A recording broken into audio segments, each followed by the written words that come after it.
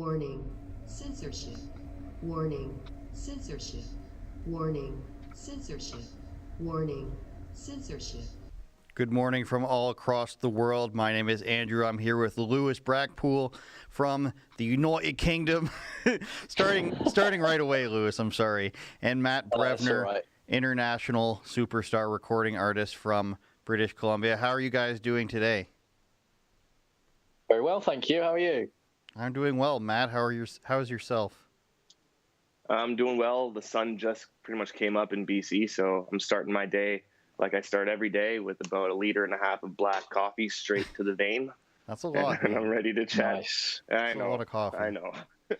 I've got my Space Force shirt on. I'm ready to go, you guys. The Rebel News Daily live stream. We are on Rumble, Super U, I believe Getter as well, and YouTube and Odyssey. So many platforms we have to get to. YouTube, we love you guys there, but we have to cut away after 50 minutes or a couple segments because things get too spicy and we want to be able to give you real opinions. So rebelnews.com/live streams is where you go to find the daily feed that won't be cut away from, and you can get everything on the website there. We'll take your Rumble rants, your Odyssey hyper chats, your Super U shouts, I believe they're called, and if you're on Getter, please just follow along. Once they come up with a paid function there, we like them at Getter, we'll be supporting that as well. So our first story, Lewis Brackpool, is Ryan Long, who's a comedian I've interviewed, and I know you guys have seen his stuff before, but he's doing a bit about Amazon here regarding how so many musicians have left Spotify,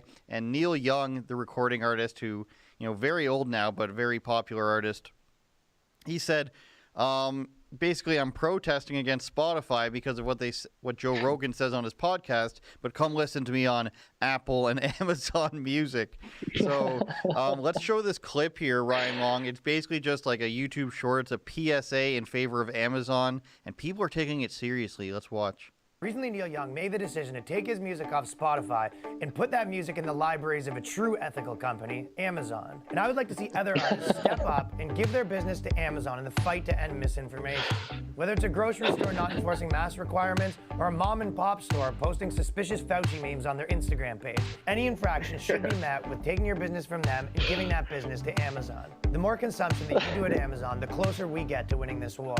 And Amazon's growth is going to be the only way to ensure that you're truly safe. We all have to make sacrifices. In my life personally, I just found out that one of Main Street Theater's off-Broadway productions featured an actor that recently posted on Facebook questioning CNN's COVID coverage. And as a result, I will no longer be giving Main Street Theater my business and making sure all entertainment that I consume comes from Amazon's streaming service. If Amazon's good enough for Neil Young, it should be good enough for us. And I just want to say thank you to the team at Amazon for everything that you do. Recently, Neil Young made the decision. The idea that is a serious sketch, I can really get behind because I don't know if you guys noticed, but sometimes on Lewis's posts, I'll just, call him racist or something like that because, engagement, you guys. Engagement matters with the audience. So there's a bunch of comments he highlighted, and I think he posted them on his Instagram page, or we can just read them straight off of YouTube. You have the link in the live stream thread we made of his Instagram post. You can pull them from there. What does this say about stuff? Like, are people just feigning outrage, do you guys think, about something? I mean, obviously Amazon isn't the greatest company in the world, but why do you think people are so quick to try to jump on this as a real thing? Do you know what? I think the line between satire and real life has blurred people's minds so much that people are so confused. I mean, I've been a victim of it personally when I've seen, let's say, a TikTok that gets posted up, and at first I'm like, oh, this sounds very, very serious, but then you realise actually no, it's complete satire. So I kind of understand the mistake, but at the same time, we all know Ryan Long's content. We all know that he's constantly taking the piss, and it's great, and that's what it's all about. So yeah, I think my main point was the line between satire and real life. Well, I think everything's been so politicized and hyper polarized lately that everyone's so guarded. They've been, not getting enough oxygen and staying in their house for 2 years and literally fighting with everyone they care about everything. No one can agree about anything. So when you see something like that, I can see why people would take it seriously, because there probably are people that agree with that statement. And to be honest with you, this is the first time I've ever seen anything from Ryan Long. I didn't know who Ryan Long was before we played this clip. Wow. Yeah, but Wow. I don't pay attention to much, to be honest with you. I keep my head down. Like Abraham Lincoln said that he had only read one Bible or one book in his life, and it was the Bible. So like I believe that you can be a great man if you're careful about the information that you let into your head. So I don't just let out all the information in my head. But with that being said, if I saw this video out of context just scrolling on Twitter, oh, I did see this. This was hilarious. Okay, I didn't realize it was the same guy. But I could see why people may think, like, he kind of looks lefty. He looks a little lefty. So I could see why maybe some people would think he was being, truthful in it. So. I run into this problem sometimes just with my friends and around the office where I'm trying to make a joke, but the bit is that I'm trying to be so serious that you think it's serious, and then at some point people actually think that you're being serious. I think that's what happened here. I texted Ryan. I've had him on my show, and I was like, I think you're just too good of an actor at this point if people think you're actually just being serious about this. But it's Ryan Long Comedy. I don't know if you guys can read any of those comments we had put up a second ago. If you want to bring that back up, and they're really funny. Lewis, you want to read some of these? So funny. Yeah, go for it if I can see them on the stream. So follow my other channel. Obviously, that's Ryan Long's comment. Amazon executives be like this, but unironically, only a benevolent corporation would spend millions of dollars to persuade me that Amazon pays its employees $15 an hour. And only a benevolent corporation would spend millions of dollars to persuade me that they are good. So does that person think this is a paid Amazon ad? Probably. Because this is a YouTube short, so people who aren't in like your normal algorithm or your subscription base, that's how they'll see this. This is why it's getting all these, I think. Keep going. What was that one? There are many... Sorry, just a little bit up. Nice one. There are many people who watch this video and agree with everything wholeheartedly at face value, like a lot of people. Yeah, which we've seen, which is quite funny. Anyone else miss the good old days when you had no idea who Neil Young was? Yeah, last week was a good week. Lewis, can we get one more from you in a Canadian accent? Sure. Which one would you like me to read out? I put all my music on YouTube. We'll do that one. So I put all my music on YouTube, and the 3-minute adverts on the 5-minute tune are exactly what we need to keep our viewers engaged. Is that all right? Yeah. Whenever you say the TU, you tend to go a ch. So you need to work on that. It's just a t sound. Cool. You say a boot, so I've got to get that I one don't right. say. If you watch some Trailer Park Boys, you'll hear them say a boat. So... super chat us or hyper chat us your favorite comment on there, why you think people are taking this seriously.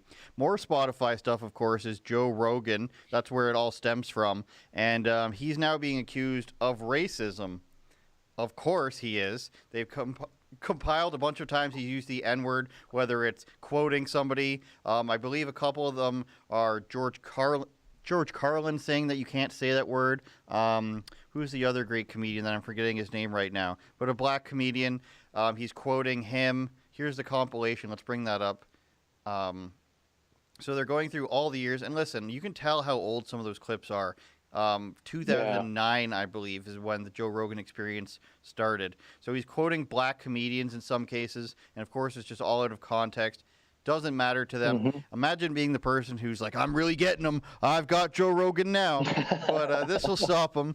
So there's a reporter, Newsmax contributor, and an independent reporter, James Klug, and he really hits it out of the park with streeters all the time, big numbers on his videos.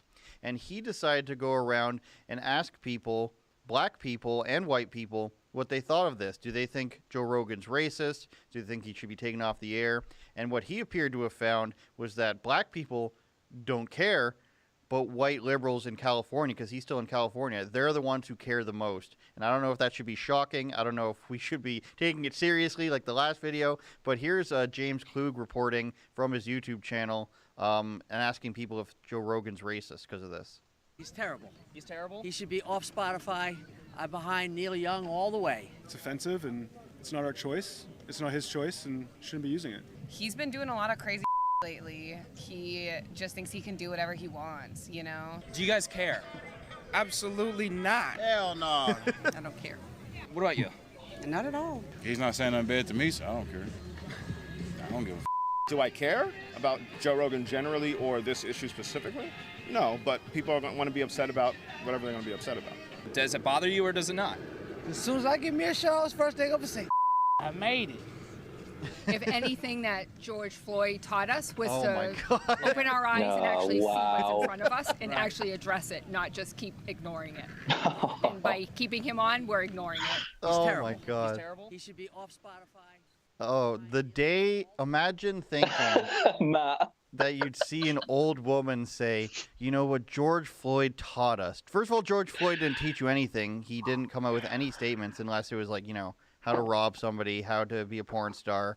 I don't believe he made any public statements because he was a victim or whatever. I'm not even going to say victim. He died, so he didn't give you any statements. So he didn't actually teach you anything. I guess she's maybe trying to talk about the situation taught us. But the irony here, you've got 10 black people saying no, and then an old white lady saying, George Floyd really taught us something.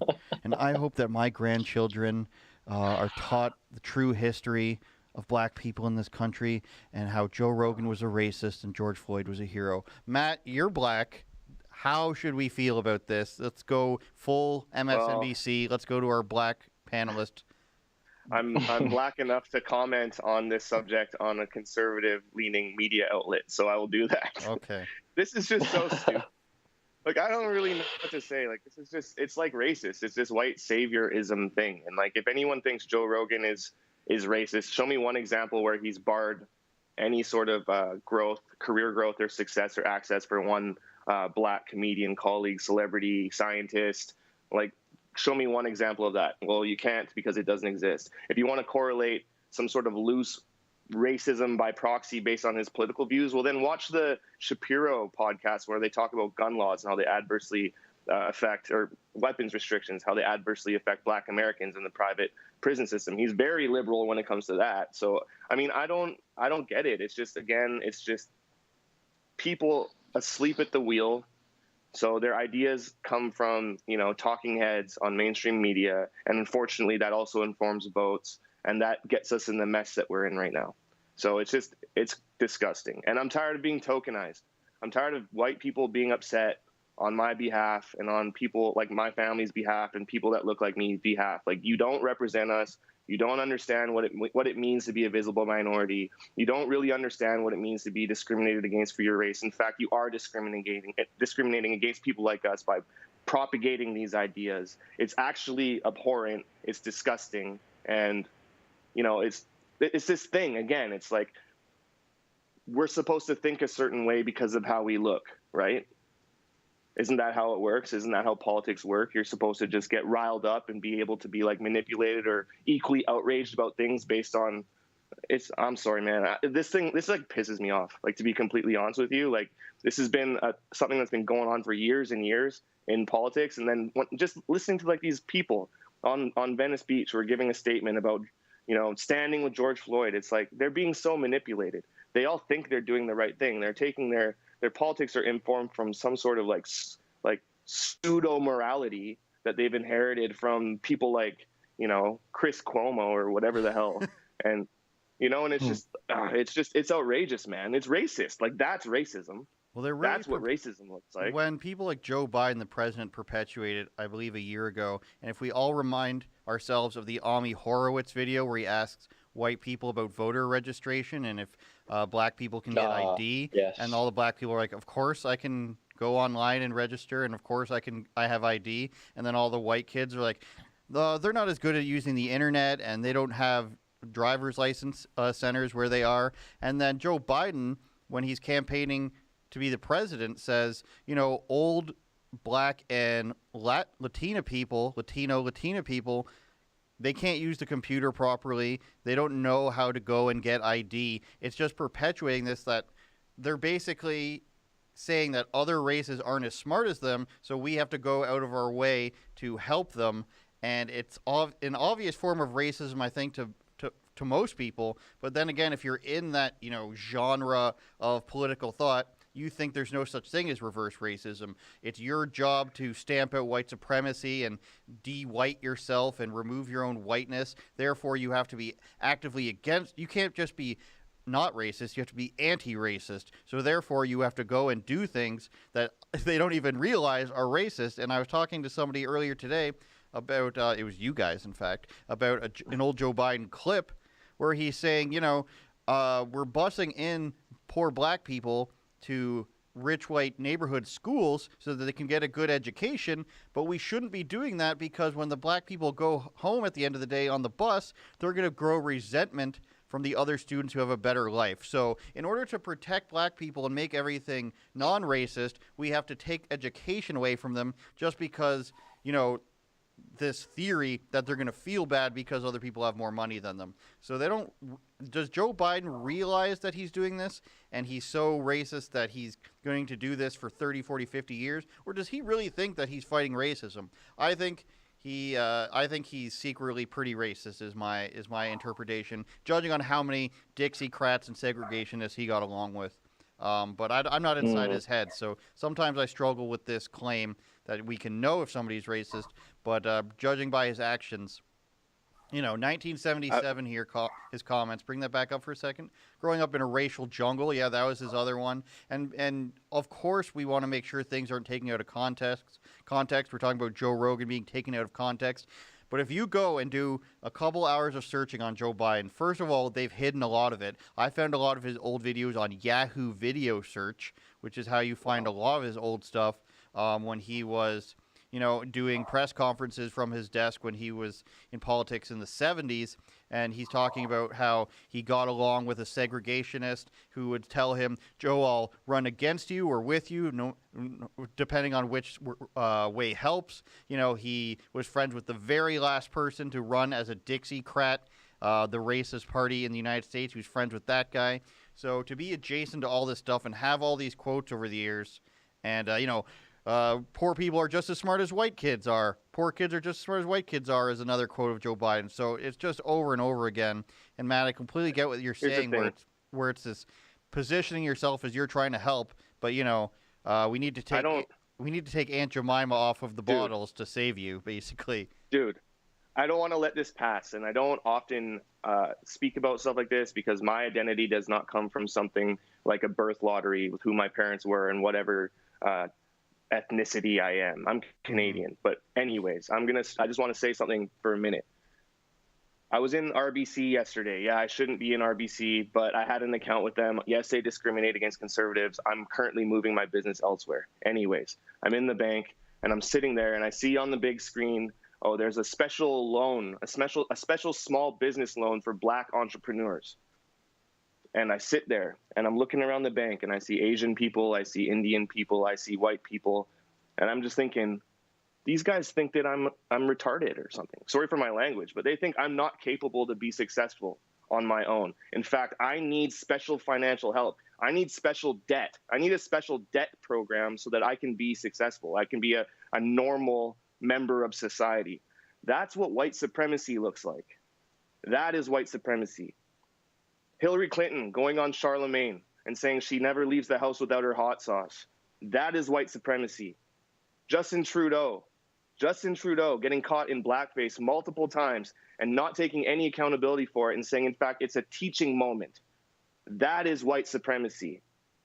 Not good, hardworking Canadians that just want to work. They just want to go back to their job, just want to go back to school. Like, people really need to get their ideas flipped. This whole thing has been completely perverted. It's just a new version of racism 2.0. No, I am not a token. Yes, these are my original ideas. Yes, I'm researched. So it's just, that bothers me so much. As it should.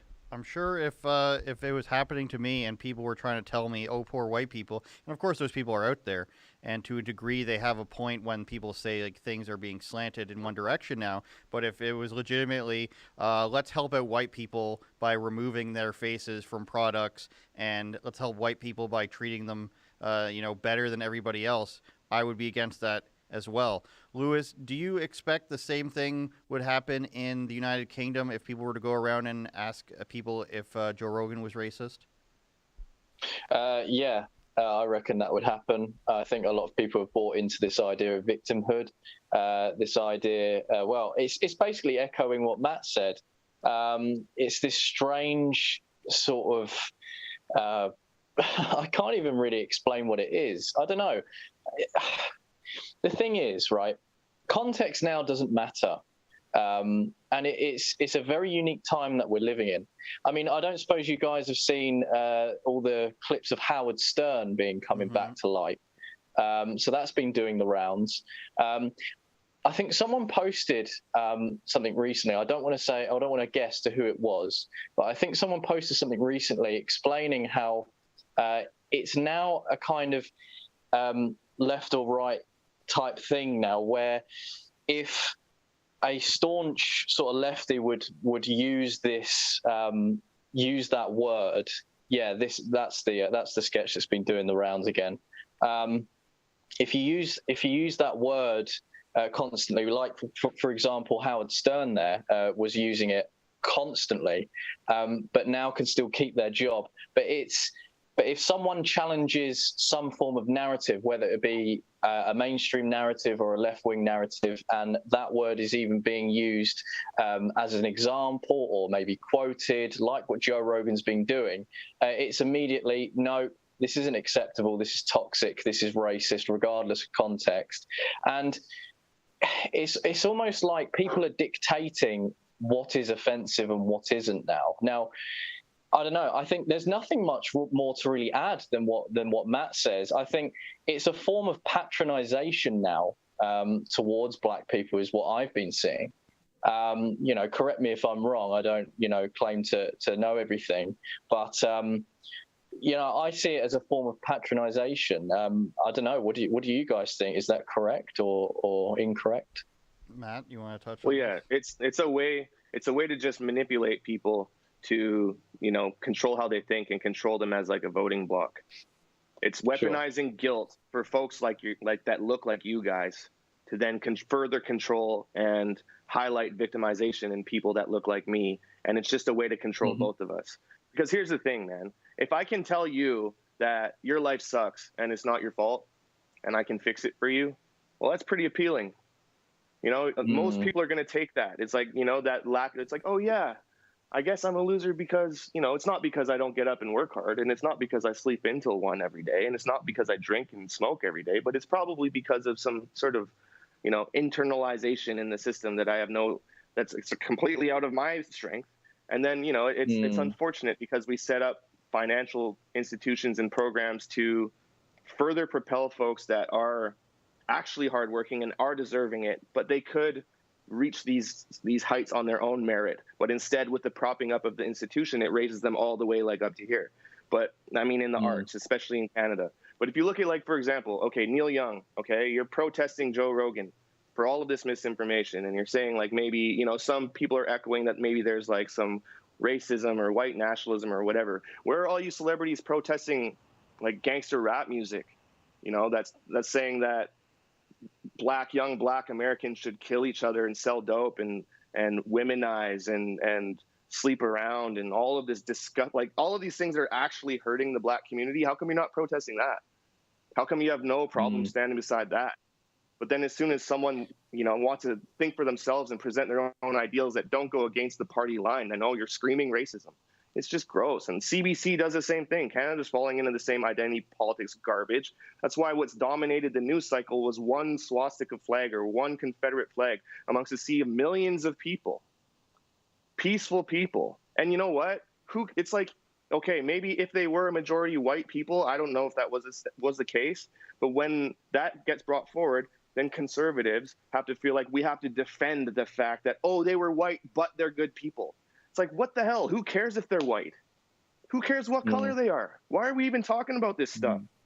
My grandma, she's German and adopted and European, and she's not really sure what she is. My grandpa is a black man, immigrated here from Trinidad, got his engineering degree from UBC, really worked hard to make something of himself. In the 60s, they weren't in Vancouver. They weren't allowed to get an apartment because they're a mixed race couple. And my grandma had to pretend to be, believe it or not, a lesbian so that she could get an apartment for my grandpa, because they would certain landlords in Vancouver were more likely to sign a lease for a lesbian couple than they were for a mixed race biracial couple. So I know that's crazy. That sounds ludicrous, but it's true. But anyways, I was at my grandma's house last week, and we're having a conversation, and she's very lefty. She's very plugged into the CNN narrative. She believes everything that she sees on the news. But even her, she was saying to me, I can't believe how much racism dominates the cultural conversation in the news. Like, things are way worse now than they were when I was young. And I'm like, do you actually believe that? You actually lived through racism and segregation? Like, you literally could not get an apartment with your husband because he was black, and you're telling me racism is worse now? No, it's not. It's not. Yeah, but she believes it. Like, she's had this stuff bashed over her head so much over the past 4 years. An old elderly lady who's triple jabbed who won't leave the house. You know what I'm saying? But she actually believes, someone who actually was an advocate for equal rights, so much so that she married a black man. That's how much of an advocate she was for equal rights in the civil rights movement. But she believes that things are more racist now. It's nonsense. It's the power of the...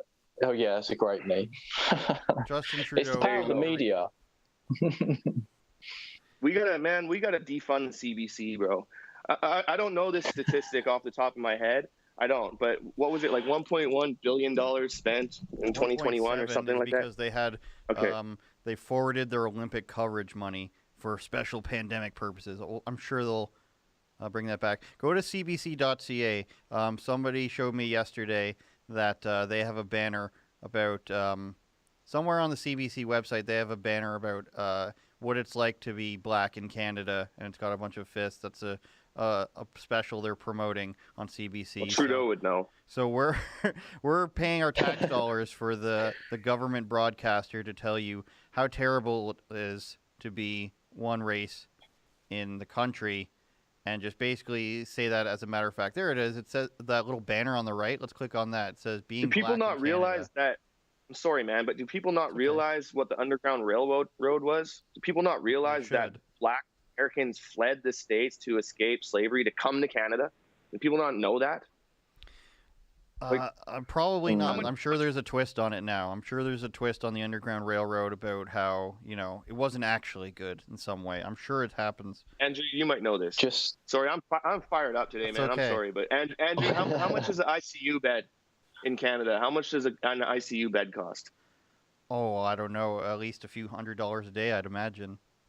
So how many ICU beds can we build with $1.7 billion? A lot. I see where you're going with this. I'm completely for it. I think there should be maybe one CBC radio station in French and in English that goes across the country, and that's about it. Maybe keep CBC Sports if you really want to have a thing where you can promote Canadian athletes because they don't have scholarships and stuff. But as far as there's no possible way, and this goes for BBC and ABC in Australia, there's no possible way a news station owned by the government can't have a slant. The people who are in charge are going to put in power at these companies the people that they want to tell their stories. It's the same thing with RT and Sputnik, state broadcasters in Russia. And you know what? They're better at telling the news than CNN. But once it comes to something America or Russia related, that's when you see their huge bias come into play, where it's like, it'll be perfectly reasonable news, like a landslide happened in Bangladesh today, trapping 37 workers. And then once they go to a Russia and American story, they're going to say, Americans terrorize their citizens with propaganda, and Russia's been as soon as it becomes that sort of issue, then that's when their stripes are shown. And I'm just saying that because you can't take the inherent bias out of a network that's representing the people who are wielding power in the country. It'd be like saying Leafs TV, you're expecting them to be against the Leafs or something like that. That's a hockey team. Hockey is a sport played in Canada, Lewis, on ice. They use wooden and now fiberglass sticks to shoot a rubber object into a net past a goalkeeper, not to be confused with a football goalkeeper. One of the biggest arguments I hear for the CBC, which is also one of the biggest arguments I hear for programs like Factor, which is for recording artists in Canada. It's Canadian media, because of the size of our country and the small population, it's difficult for it to compete on a global scale. So what it's meant to do is propel people or rising stars anyways who could compete and their product's good enough to compete globally, but without the infrastructure or the money behind them, it's difficult to do that. So if that's what we're going to keep CBC and these Canadian arts institutions for, even if they are hyper politicized, okay, then let's focus on that, and let's send out a census to Canadian taxpayers to see what kind of content would you like to see us produce, because you're paying for it. Like, I think that's perfectly reasonable. You know, you want to give $1 million to some university students to make a short film about what their experience is like in Western Canada. Okay, awesome. But I don't need to hear Rosemary Barton, what she has to say about anything ever again. Thank you very much. I'm totally fine on that. Obese woman tells you why everybody else is unhealthy. Unhealthy. Okay. I want to make sure we have Sheila Gunn Reid coming in, so I want to inform the audience that you can get in your paid chats, your Rumble rants, and your hyper chats, and your Super U shouts to Sheila. She's going to update us. Do we have her? Not yet? Okay, I want to make sure you guys get in your paid chats for her when she comes on and gives us an Alberta update, and we can have her answer some of those questions if you want, or we can answer them after.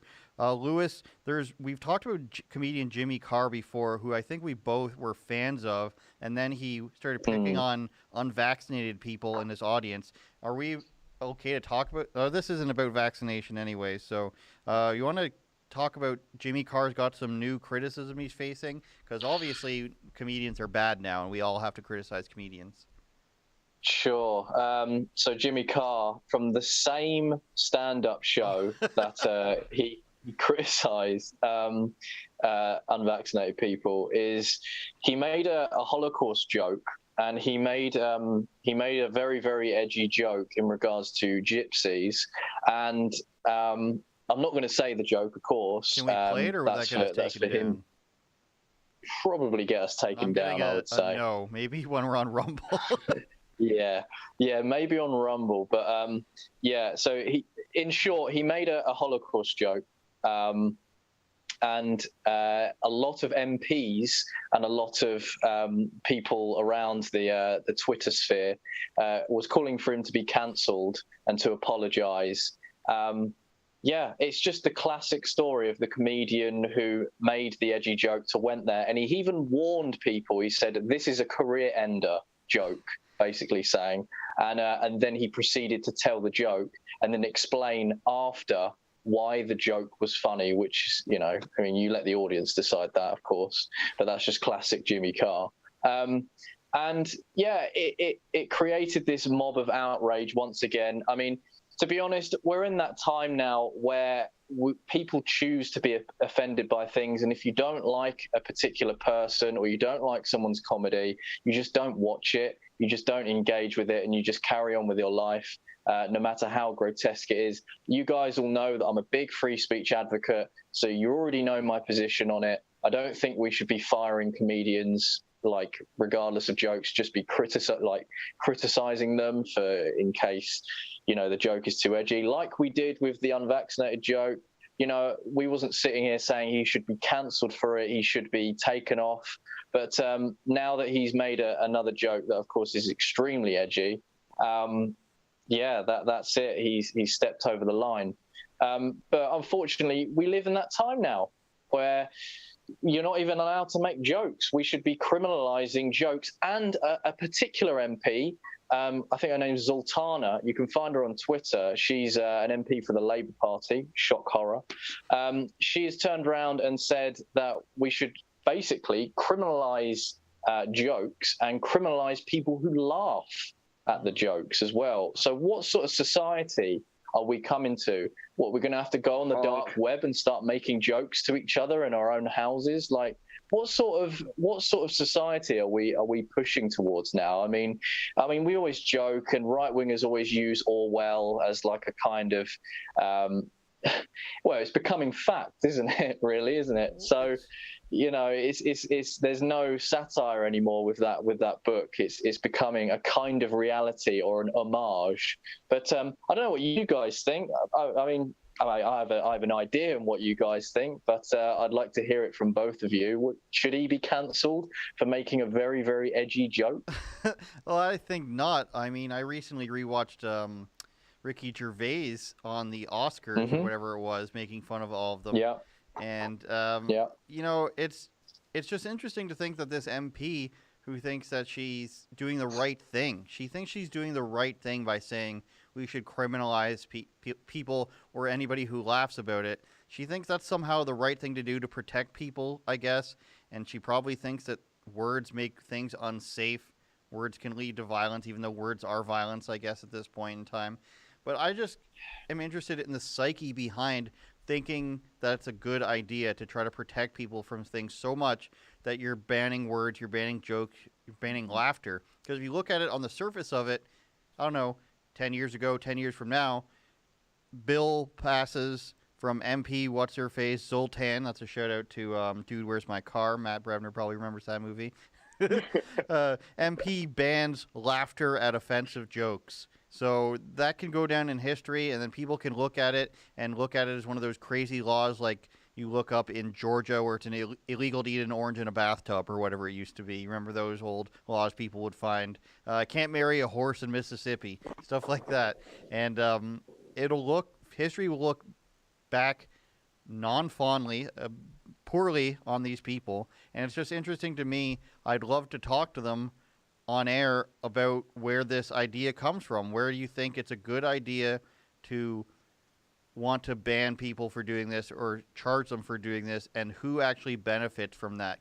Because if it's for hurt feelings you're saving people from, then where does that go? Can a parent not say their child did a bad thing if we're protecting based on hurt feelings? These people never look at the logical end to, you know, the thing that they're supposing is a good idea. Yeah, and to add as well, I think, you know, they talk about white supremacy being the main thing. I think these guys are moral supremacists. I think that's the best way to describe them, is they try so hard to find this sort of moral supremacy.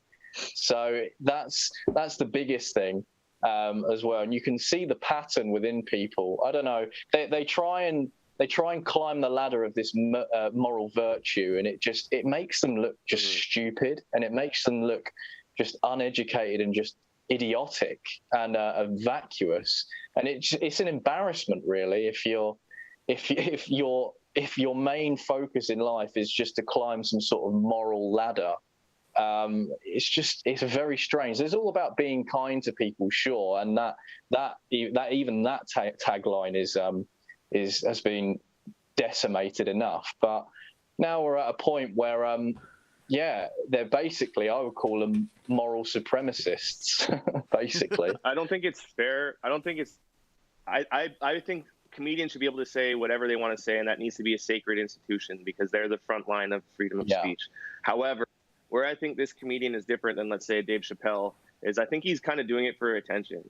Like, he set up the joke saying, oh, I'm going to get canceled. There's going to be a media firestorm from that. And from that, I feel like it's a little bit insensitive and distasteful. However, he should be able to say it. It's still, he's kind of a dick for going there. So, like, I don't think he should be canceled. I agree. I don't think he should be canceled because that's what he wants. So let him not be canceled. Let him remain. But you bring up a good point, Lewis. You bring up a really good point. There's a quote from C.S. Lewis, and it reads, "Of all tyrannies, a tyranny sincerely exercised for the good of its victims may be the most oppressive. It would be better to live under robber barons than under omnipotent moral busybodies. The robber baron's cruelty may sometimes sleep. His cupidity may at some point be satiated. But those who torment us for our own goodwill torment us without end, for they do so with the approval of their own conscience." And I think that sums up liberal politics in 2022. Yeah, that's basically how I feel about, like, the crooked old Democrats versus the progressive ones. Crooked old Democrats are going to rob you. They're going to lie to you. They're going to steal from you, same as robbing. And the progressives are going to come up and say, you know what, we're doing this. This is good. Equity and equality and the climate justice. They're just going to be completely moral grandstanding. You're not going to know what's going on. At least for the Democrats, they're predictable. They just want to steal your money. That's basically it. Everything they're doing is for money. Whereas the other way around, it's going to be global revolution led by green energy people. So we've got Sheila Gunn Reid. Speaking of green energy lovers, Sheila Gunn Reid is on the line, joining us now from, of course, her homestead in Alberta. Sheila, how are you?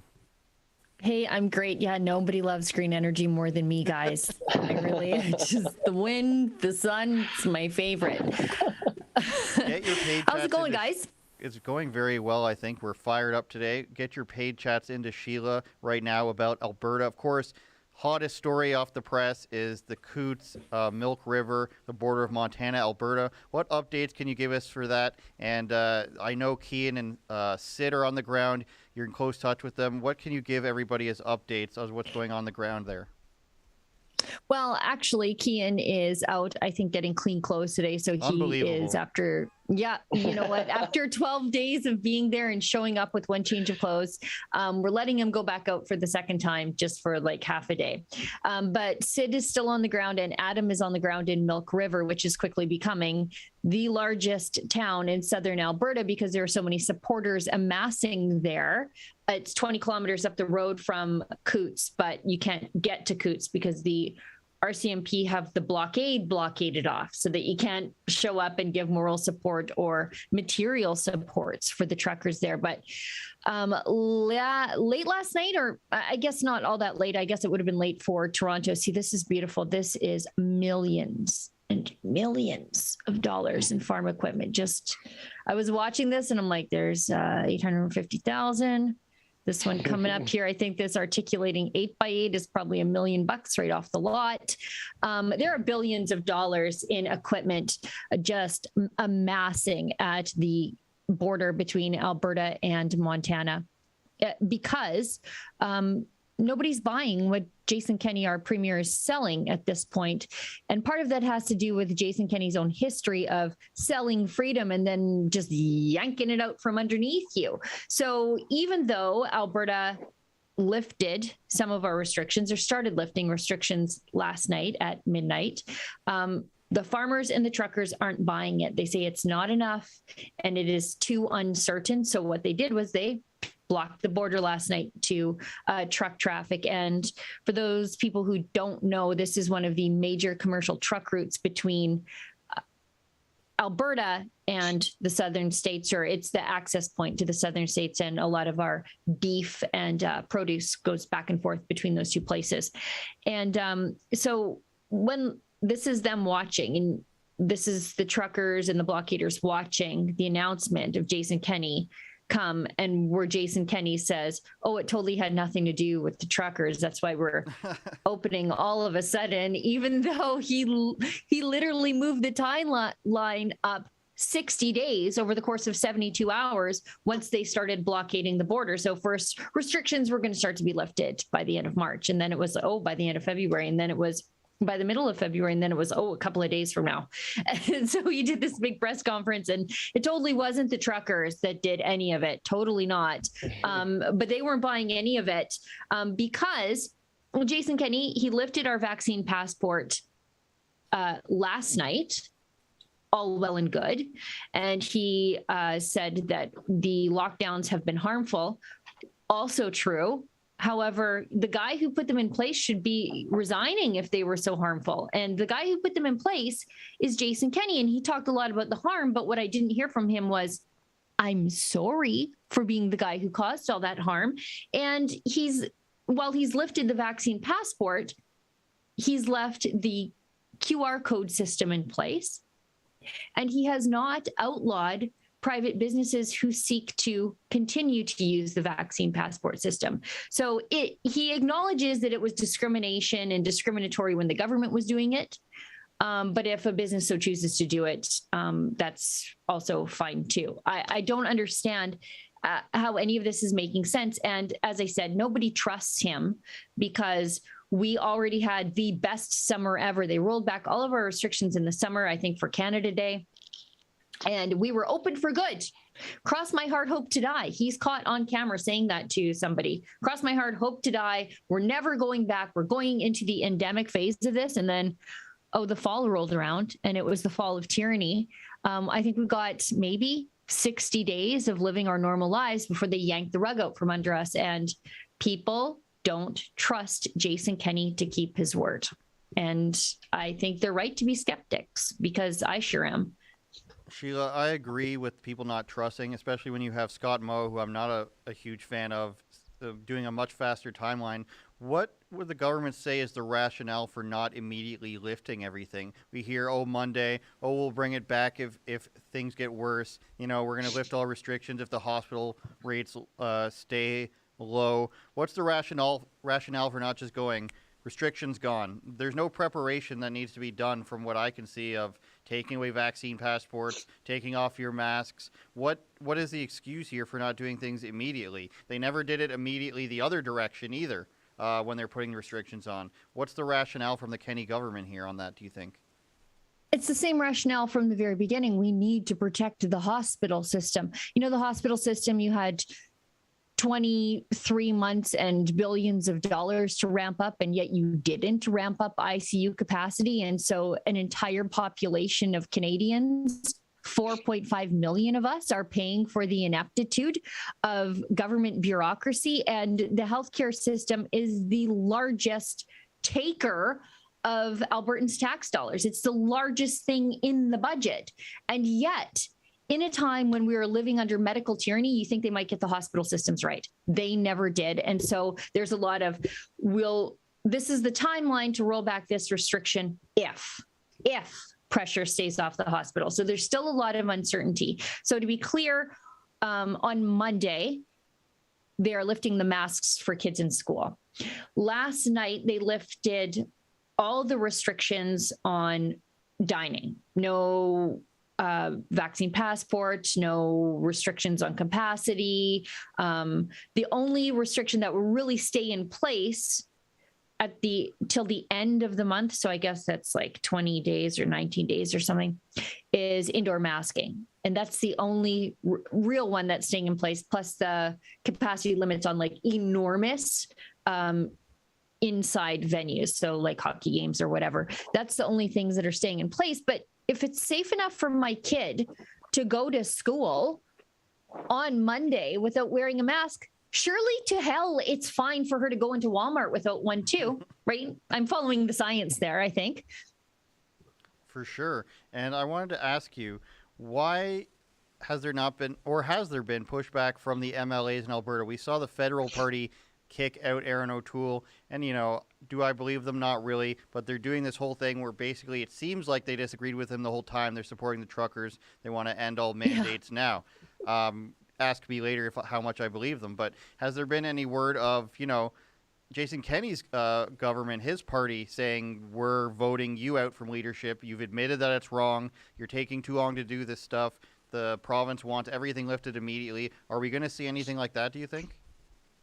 Over the past, I would say, week and a half, again, thank you, truckers, we've seen the rural MLAs in Alberta who have always been far more freedom-minded than the city-based ones. And that's because we really have this division in our Conservative Party. The rural ones are basically the remnants of the old Wild Rose Party, which is a protest party when they thought the old Progressive Conservative Party wasn't quite conservative enough. So the rural MLAs have been speaking out ever since the convoy began. And some of them actually even participated in some of the smaller convoys around Alberta as that one went to Ottawa.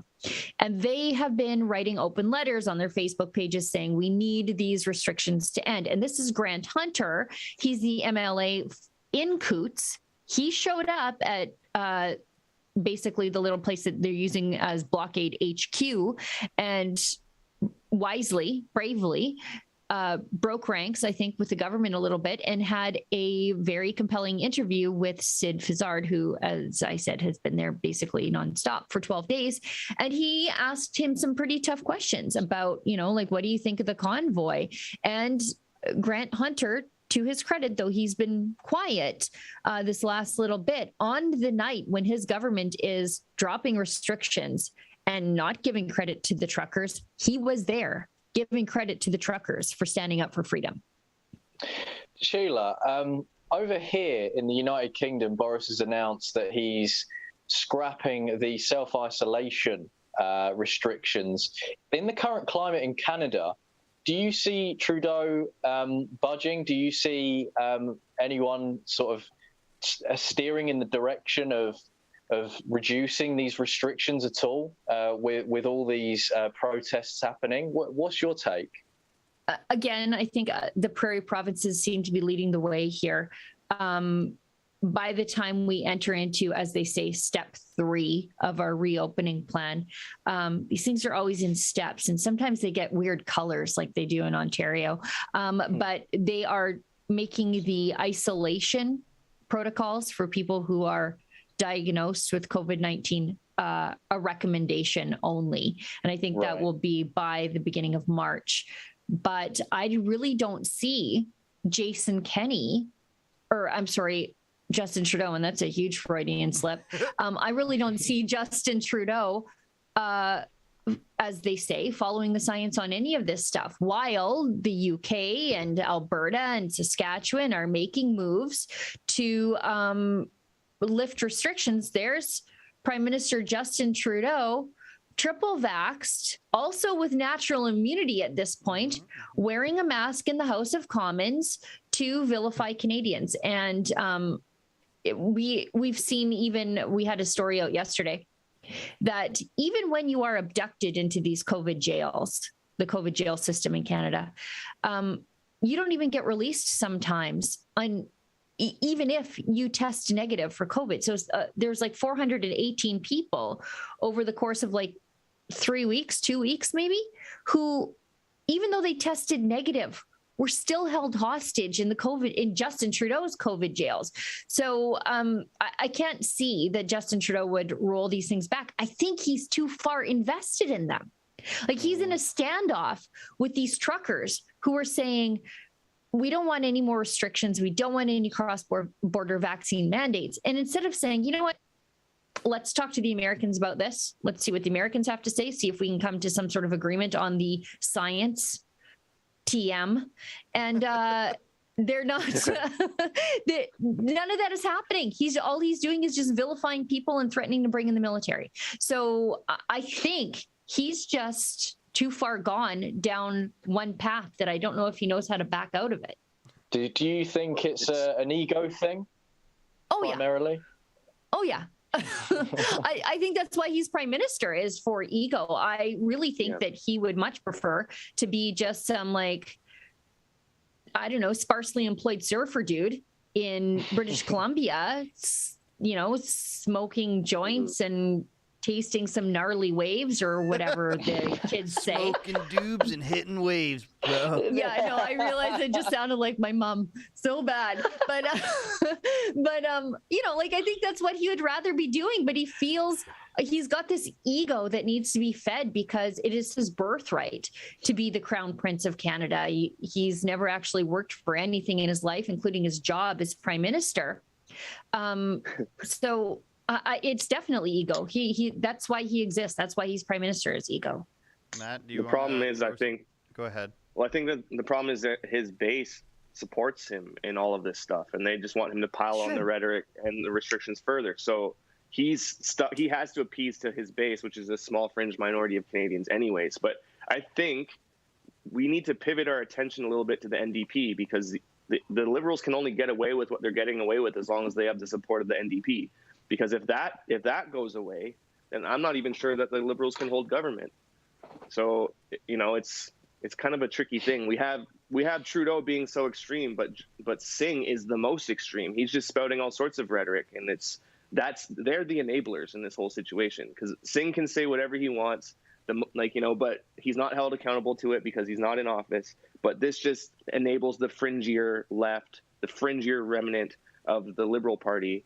And then, I think if that starts to shift, which is always been really strange to me, because in BC, the NDP voters are always the ones that are like pro my body, my choice, pro bodily autonomy, pro freedom in their own understanding of freedom. So where's that remnant? Where's that voice in this whole dialogue? I'm kind of, especially in the trucker thing. I don't know, man. It's sorry, I'm not being the most articulate to get this idea out, but it baffles me. What are you guys' thoughts about that? We had this question on the live stream the other day. Somebody asked about the NDP too. And I thought, you know what? Why would the NDP oppose Justin Trudeau? He's giving them everything they want. They want the internet censored because of harmful speech, which is just things progressives don't agree with. he's doing that. They don't want pipelines. Justin Trudeau's making sure that never happens.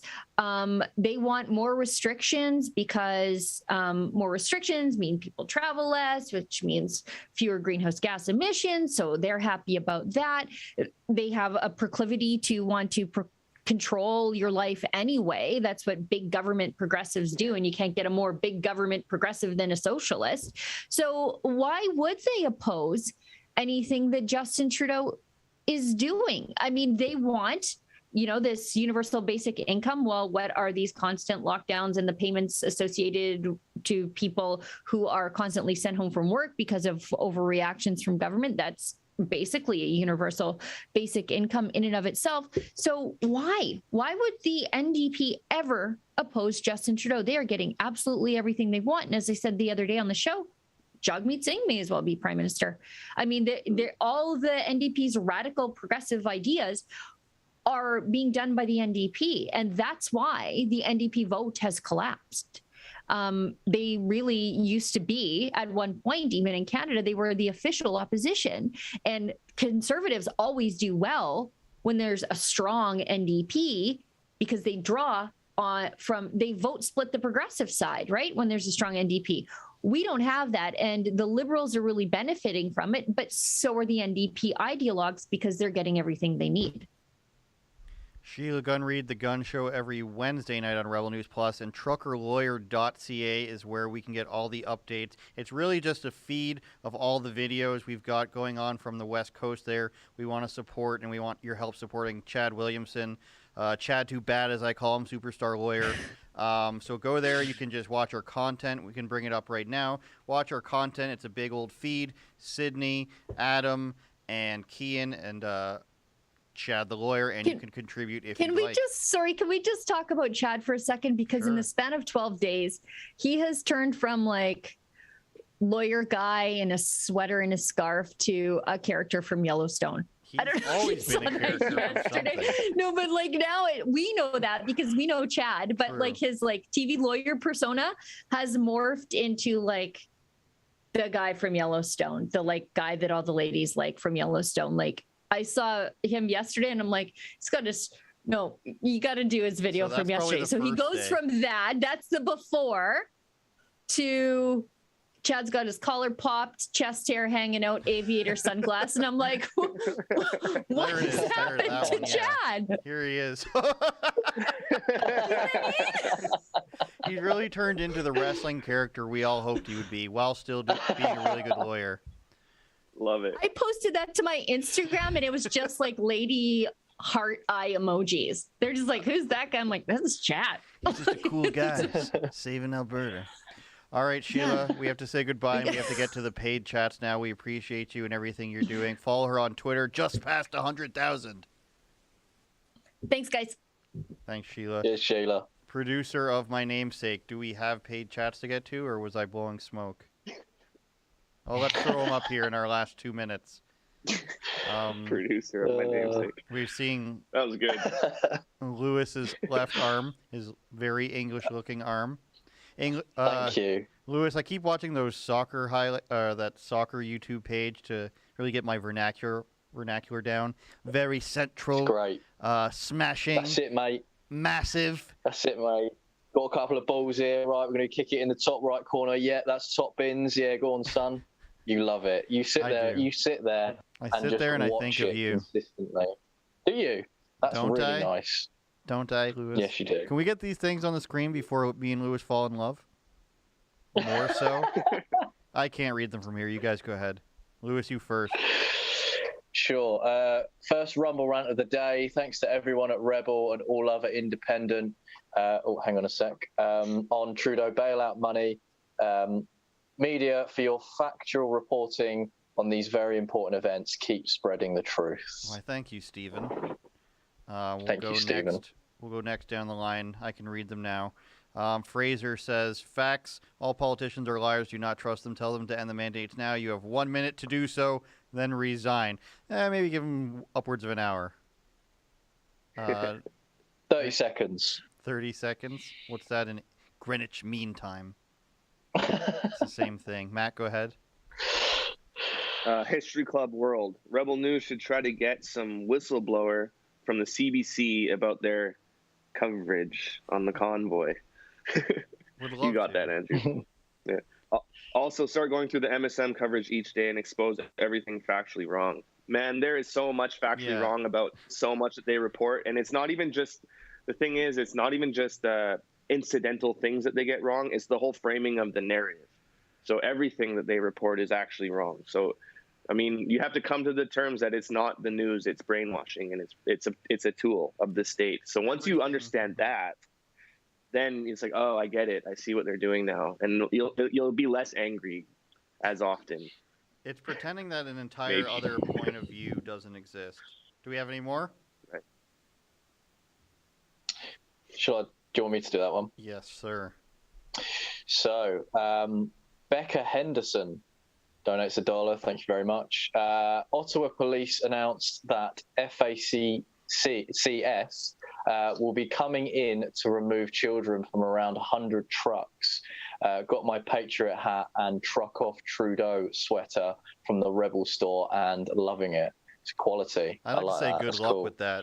You know how bad that image is going to look of them ripping children away from their parents? I don't think it's going to happen. Yeah. Any more? It's quite a horrible thought.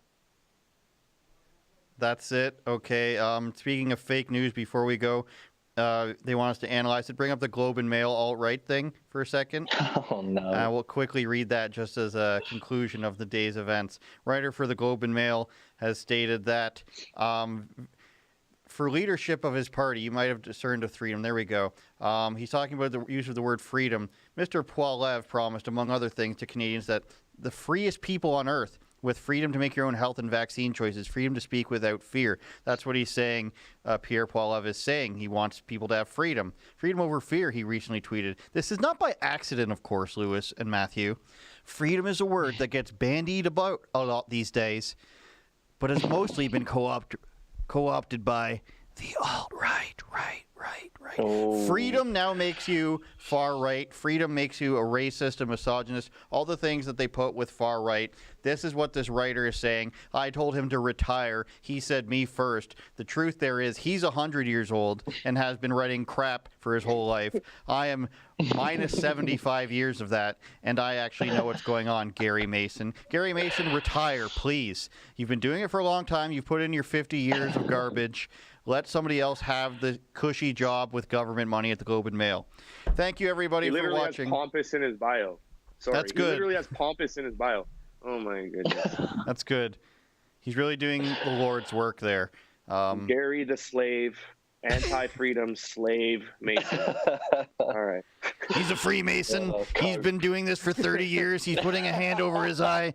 We have to stop him at Bohemian Grove. Thanks, everybody, for watching. rebelnews.com/livestreams is where you can watch us every day. Rumble, Super U, Odyssey, YouTube, Getter.